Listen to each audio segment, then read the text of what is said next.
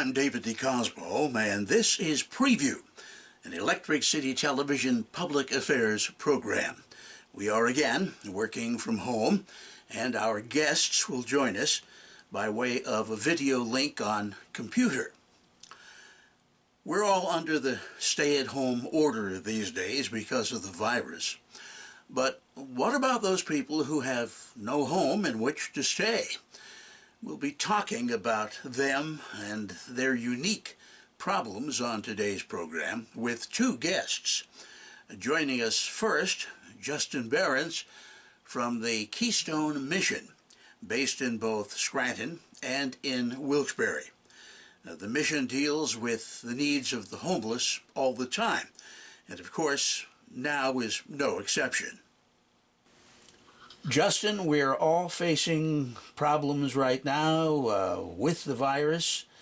The homeless, I guess, have a unique set of problems. What about it? What are you seeing through the mission right now and through your own missionary efforts? So, Dave, that's a really good question. And what I want the people to know is that as financial things are happening, as businesses are closing down, people are having a much more difficult time getting by. I'm going to talk about two different things. One is the low income. Remember before when I talked on our show about everyone is 80% of the people are one paycheck away from being homeless? Right. We're seeing it now. We have people coming in, they're getting our groceries that we've never seen before at Keystone Mission. And there's two things that we're offering here. We give them groceries on Monday, Wednesday, and Friday from 1 p.m. to 4 p.m. And we also give them hope and tell them that, listen, you're not alone. We're here. We pray with them. We practice social distancing, but we practice spiritual closeness. We want them to know that they're not alone in this, and that together we're going to get through. Almost like neighbors taking care of neighbors. The second piece that we take care of is the homeless, and we give them food, and we've always given them food. We've always done giving them a hot meal Friday, Saturday, Sunday, and Monday from 5 to 6. But we're seeing something different happening right now during this pandemic. And what we're seeing is we're seeing that a lot more homeless are coming to us, asking us for help. And it's not so much the food that they're asking for, it's that they're no longer, businesses used to be very generous and let them go into their bathrooms and use the bathroom. They were generous and let them use the sink to wash up or whatever it is. And that's great that the business sector does that. But now that they're closed and they don't have that facilities to use anymore, where does a homeless result to, right? And so what they're doing is they're now starting to use the area around here as their bathroom. They're starting to go out on the streets. They're starting to go out in the woods. Now, Keystone Mission has no control over that, but what we're trying to do is we're trying to help make sure that we can solve that situation. And so we're looking at avenues of where can we do to help the city of Scranton, help the city of Wilkes-Barre, so that we don't have that problem happening. And obviously we know that we're behind the 8 ball right now because we've been trying to do this for about, since I've been here 12 months ago. I've been trying to get a homeless shelter, trying to get a facility that we could do this for. But we're now facing this dilemma now, here and now. And we can't really judge the past. We got to look at the future. We got to look at how can we move forward from this. So what we're trying to do is we're trying to educate the homeless, obviously, on good hygiene. We're trying to tell them, listen, you need to find that place that has that bathroom. And in the meantime, we're going to try to help you get through this by developing some kind of ideas and some kind of method to get this to happen. And so what we're doing is I'm working right now with the cities to see if there's possible that we could open up a facility or a location that we could house the homeless and that we could take care of them health-wise, take care of them hygiene-wise, and at the same time, which I've said before, start transforming their lives so that they're not homeless anymore and start trying to help repair their life so that they can move forward when this pandemic is over. They can go right back to the workforce, they can go into the workforce, and they won't end up being homeless after that. So maybe this is a way of trying to capture those individuals that really need to make that change and move forward and make better themselves. But I'm telling you, I've seen fear on people's eyes. I've seen the homeless fear. They're being judged more. They're being told, people are yelling at them more. You're seeing a lot more hostility coming out of this. You're seeing a lot more fear coming out of this. And it's no one's fault, and we need to start learning to love each other.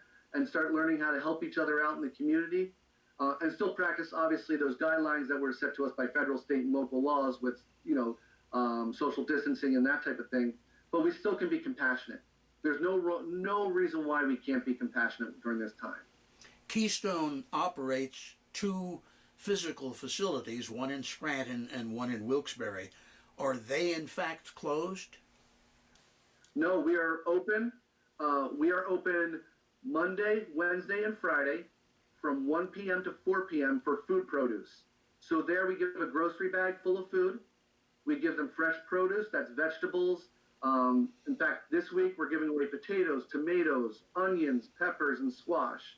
And then we give them a meat product or a meat bag, which has, we've got pork loins, we've got chicken strips, we've got dairy products that we give away. And that's once a week that they're allowed to come, because obviously we want to serve as many people as we can in need. So you can come once a week on Monday, Wednesday, and Friday from 1 p.m. to 4 p.m.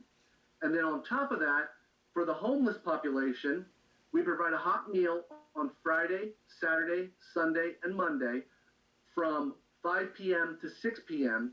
And we also try to share the gospel and tell them that they're not alone in this. So is that a sit-down meal?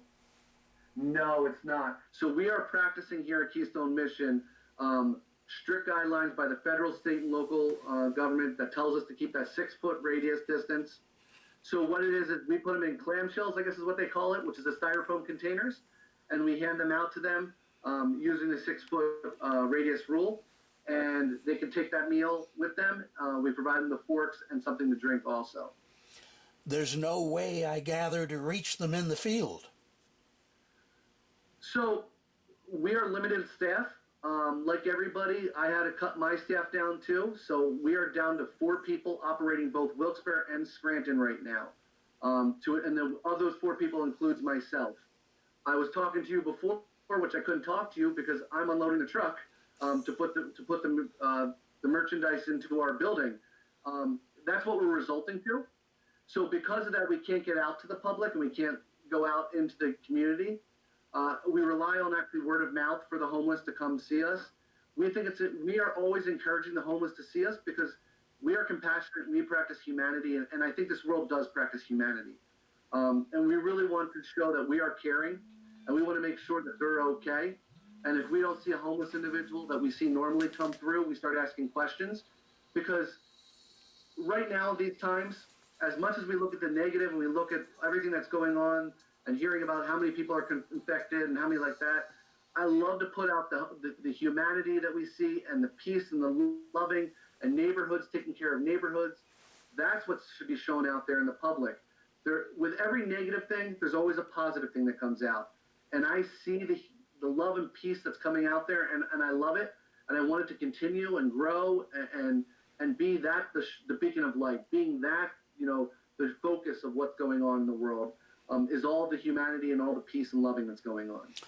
What about supplies coming to you for distribution? Dave, I know I talked before. We need donations. We need donations. We need donations. God's great. He has given us amazing things. I will tell you, we have partnered with community business owners. We've partnered with CEO Weinberg Food Bank that has given us the tractor trailer loads of food. But we have different communities, different restaurants that are donating their food and produce so that we can give it to those that are in need. We are blessed. We have a lot of food to distribute. I will never turn down food. I will make sure that we always get it and it gets to the right people. But we are blessed, Dave, in what we're getting. It's amazing. For an example, Ruby Tuesdays just dropped off a bunch of food. Sheets dropped off a bunch of food. We had Texas Roadhouse dropped off a bunch of food. We have different butchers and different produce markets that are dropping off produce. It's amazing what's going on. Canning Housing Company is providing meals for the homeless now. This is amazing things that are going on. And this is what I'm talking about, the good. I mean, we talk about the bad. Let's talk about the good that's going on out here and the community sticking together to get everyone through. The only issue that I say and I bring out, and I don't like bringing out the negative, is we need to look out for the homeless. No one's out there advocating for them. They are trying to struggle day in and day out. Things are getting tougher. We're seeing them getting sicker, and not sicker from COVID, but sicker from hygiene and sicker from taking care of themselves. And we really need to figure a way out there. And I'm hoping that with myself, Keystone Mission, and the city of Scranton and the city of Wilkes-Barre, we can come up with a solution sooner than later. So medical needs are something that, beyond the viral medical needs, something very serious right now. Yeah, I'm seeing a lot more homeless that are not, and it's none of the symptoms of COVID. You know, everyone can say, oh, you know, it's a cough, it's a sneeze, whatever. It's none of those sicknesses that I'm talking about. This is the hygiene sicknesses that I'm talking about, that we have another problem on top of the other problem. We are doing our best. We provide hygiene kits to them. We try to provide them, you know, stuff to clean themselves and wash their hands, or whatever, makeshift wash your hands in the woods, if you want to say. I was just walking today. I like to walk down the railroad tracks and the trail before I go to work, just to, you know, to see what's going on. And I saw a homeless individual washing his clothes in the creek. We're looking at, like I've told other people, this is like the 1400s. This is like the 1300s of way of living. And we're in 2020. We shouldn't be living like this. And I hear arguments all the time that, oh, it's their fault. They deserve it. They've been put in that situation. You know, this is, you know, it's their problem. They're the scumbags, the garbage of society. But I'm telling you, if that's what the case is, 80% of all Americans are one paycheck away from being homeless, and it could have been them in a heartbeat. And the way I can say that is, we see our distribution in Wilkes-Barre and Scranton increasing of groceries that we're giving out because people have lost their jobs and are unable to pay for the food at the grocery stores anymore. And they're relying on us as their food source.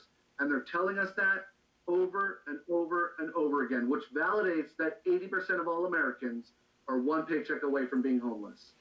You know, I'm wondering, when it comes to the homeless, if one of their unique traits may be a benefit to them right now, and that is they do tend to stay to themselves. They don't really tend to congregate that much. That's very good. And there's actually been, so I've been on a lot of conference calls with HUD, a lot of conference calls with different housing groups. And let me just put it this way. If a homeless person is going to get COVID, they're going to get it from us. They're going to get it from the community. They're not going to get it from their community that they hang out with. Because they live in their tent city, and in their tent city, they're at least 6 feet apart from each other. They're at least, you know, not talking to each other, not, you know, socializing. They're practicing truly what the president and the governor and our mayors are saying with social distancing of 6 feet. They are practicing it to a T because they have to. That's the way of life, like you just said. And I think that is a very good point. But at the same time, I also question their hygiene and question the way that they're taking care of themselves, because then now they're looking at a whole different gambit of diseases and a whole different gambit of illnesses that are going to come on. And we got to look at humanity all in one. A question that in one sense I hesitate to ask, but I think it is important. The viral problem has, as you indicated, caused tremendous unemployment. I don't know that all of those jobs are going to come back when this is supposedly over. I'm wondering if there is a chance, if there is in fact a fear, that perhaps when we are back to what we might call normal, you will actually see an increase again in your homeless population.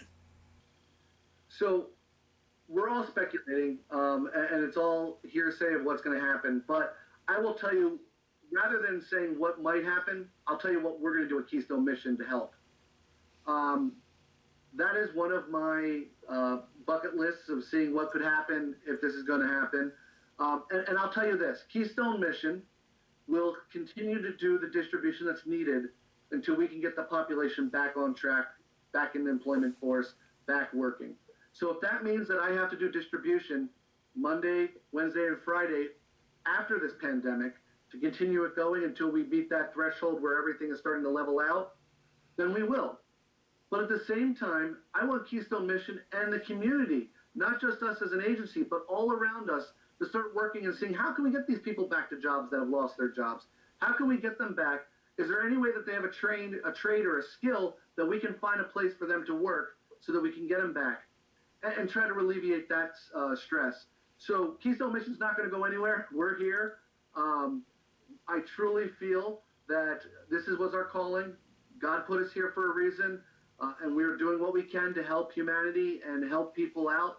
I have nothing but thanks for the community. They've done a great job helping us out. The big part I want to say is Keystone Mission couldn't do this alone. It took the whole community of northeastern Pennsylvania to come together to do this. We were just a focus point to get the food out there and get the distribution out there, but it was the community that stuck together, and it was the community that came to do this. And I think that's what we need to point out. And I love to turn on the radio and turn on the news and turn on the television and see that out there. And you do hear clips here and there, but I love to see that at the front, the front show. The first one you see is the positiveness. Because guess what? With every negative, there's a light and there's something there to show and shine. So hope is not gone. Oh, not at all. Hope is flying. Our flag of hope is out there at Keystone Mission. The light is beacon. The light is stronger than ever. I will guarantee that we're going to get through this as a community. We're going to get through. And you know what? 5 years from now, when I'm on the same talk show and talk radio with you, and I'm talking about this, you'll come back and talk about this, and I'm going to tell you, we're going to learn things from this. We're going to figure out how we can be better. And I pray every day that after this is over, that this community is in a loving community and they care about each other and they help each other out. Justin, thank you. Keep up the good work there at Keystone Mission.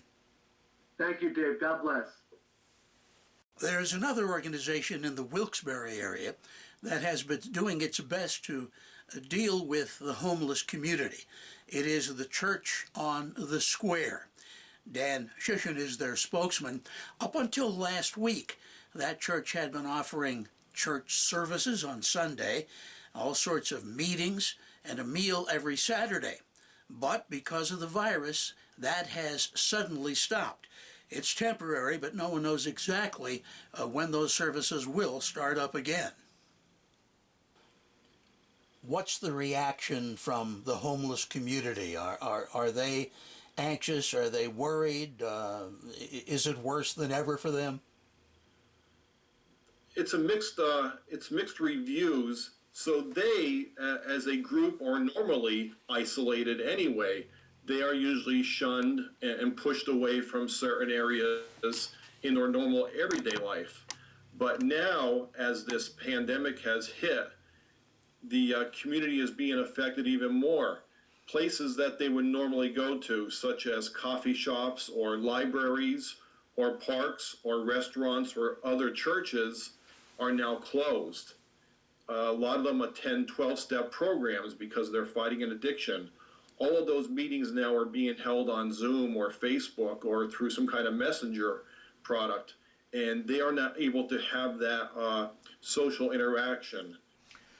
I talked with Justin from Keystone Mission, and one of the things I asked him, I want to ask you as well.